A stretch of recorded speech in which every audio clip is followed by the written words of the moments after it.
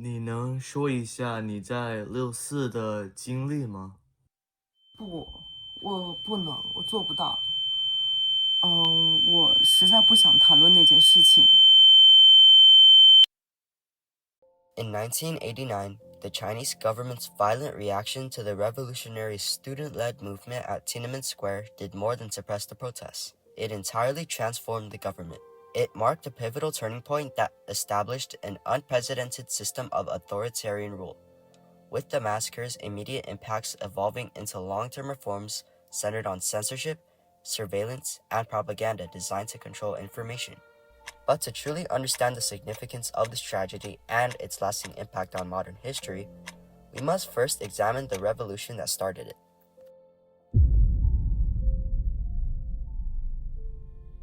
On April 15, 1989, former General Secretary of the Chinese Communist Party Hu Yaobang passed away. This was a catalyst for the protests due to his reputation among the citizens. So he had a very good reputation among intellectuals for helping the recovery after the Cultural Revolution, which was from 1966 to 76, and also for being sort of a liberalizer, wanting to open up Chinese politics.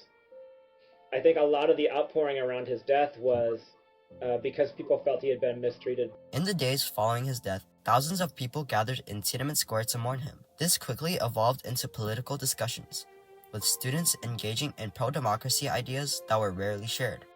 With the influence of many figures such as student leaders Wang, Chai Ling, and Wu Arkaisi, the discussion soon evolved into larger demonstrations. The government's response came soon after, with hardliners Li Peng and Deng Xiaoping publishing the April 26 editorial, condemning the demonstrations and labeling them as turmoil. Protesters viewed this as a direct attack, enraging them and heightening their efforts. By May, the protests had grown into a nationwide revolution, with hundreds of thousands of people from diverse backgrounds, including students, workers, and civilians, united under a shared desire for political reform.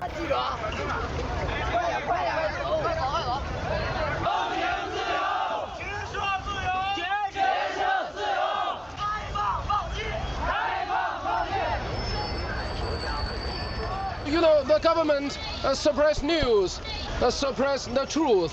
Of course, we are struggling for democracy, for science, for law.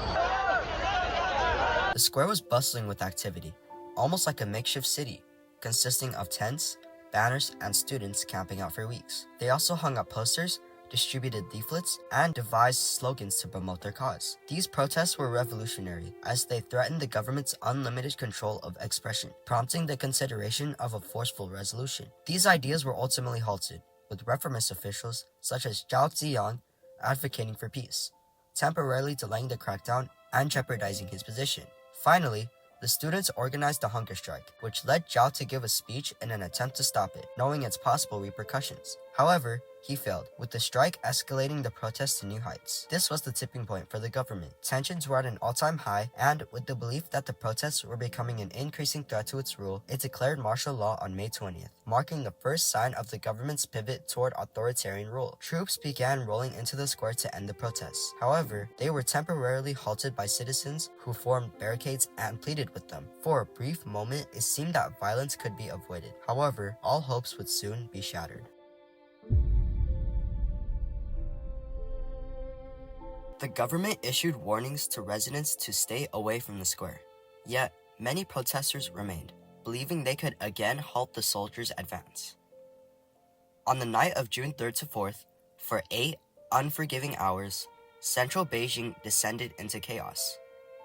Tanks, armored personnel carriers, and soldiers armed with live ammunition moved in from multiple directions. Residents tried to block the incoming troops, but the soldiers continued their advance, firing into the crowds. The atmosphere was thick with smoke, alongside the pungent scent of blood. However, despite the actions of the soldiers, the responsibility for the massacre was held primarily by the government. This is a counter-revolutionary riot that's trying to overthrow a socialist system, that these are criminals. And that's the message that the soldiers are given. So I think that's why they're willing to shoot. Many didn't shoot. Instead, soldiers were misled into believing they were putting down rioters and criminals, the central idea of the government's propaganda campaign following the massacre. It is estimated that hundreds, even thousands of unarmed civilians were killed by soldiers under the cold, unforgiving night sky, marking the brutal end of the protests. Not only did the massacre end the protests, but it also demonstrated the government's willingness to use force to maintain order, marking a further step in its shift to widespread control.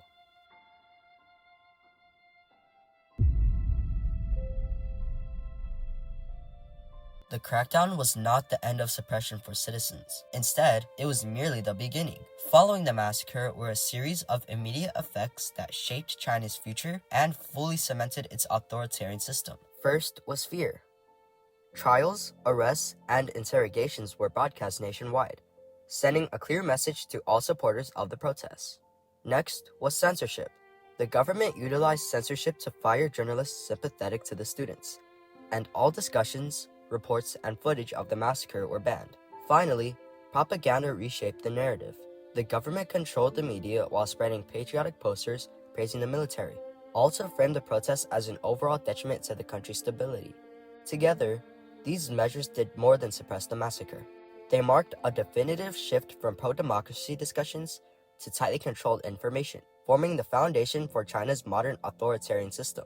Internationally, the Chinese government faced immediate backlash. Many foreign countries condemned the massacre, canceled diplomatic visits, suspended military ties, imposed trade sanctions, and reduced financial assistance. Overall, the repercussions China faced from other countries were detrimental, damaging its relations and temporarily isolating it both economically and politically. In the long term, rather than encouraging reform, this isolation led to the prioritization of internal control over international approval. Finally, many political officials were purged following the Tiananmen Square massacre. Most prominent was former CCP Premier Zhao Ziyang, who was quickly purged and kept under house arrest for the remainder of his life due to his reformist ideals. Zhao's replacement, Jiang Zemin, soon succeeded Deng Xiaoping as leader of the Chinese Communist Party.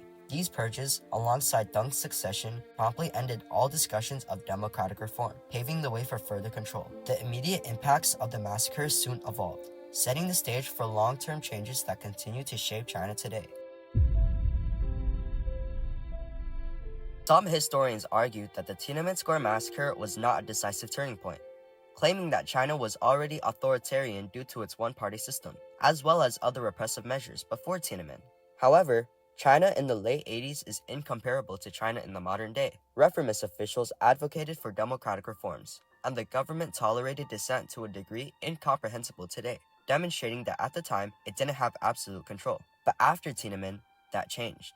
What began as immediate repression in the aftermath of the massacre soon evolved into an unprecedented nationwide system of censorship. Today, the government censors not only the massacre, but also other sensitive pieces of information, most notably through the Great Firewall. Initiated in 1998 and managed by the Chinese government's Ministry of Public Security, it monitors, restricts, and controls the flow of information on the internet, leaving millions of young Chinese citizens oblivious to the massacre that occurred in the heart of Beijing.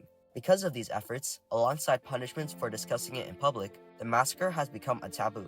Those who carry its memories are forced to share their stories privately, creating silent dissidents who fear speaking out, revealing the nature of China's authoritarian system and its lasting effect on citizens. The authoritarian system cemented by the Tiananmen crackdown is also evident in how the government deals with protests today. In 2013, authorities in Chengdu prevented a protest before it began, altering the calendar and stationing countless police officers. Unlike the Tiananmen protests, when hesitation allowed for weeks of protests, dissent is now immediately suppressed, reflecting a complete shift to repression.